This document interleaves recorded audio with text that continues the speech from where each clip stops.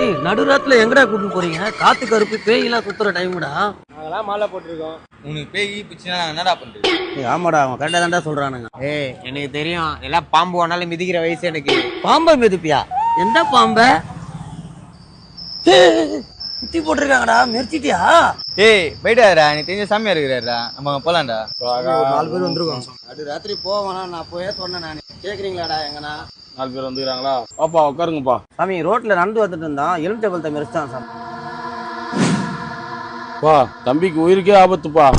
வேற என்ன வழி இருக்கா? நீ உயிரோட இருக்கணும்னா ஒன்னு கையை எடுக்கணும் இல்ல காலை எடுக்கணும். என் உயிர் போறதுக்கு என் காலே போலாம் சாமி. சரி, அந்த பரிகாரம் செஞ்சிடலாம்ப்பா. காலு போய் ஐயோ, இத வேற எங்க விட்டனே தெரியலையே. அட தோதாங்குதா, நல்ல வேலை. இதை திரும்பி வாங்கணும்னு நினைச்சேன், கிடைச்சிச்சு.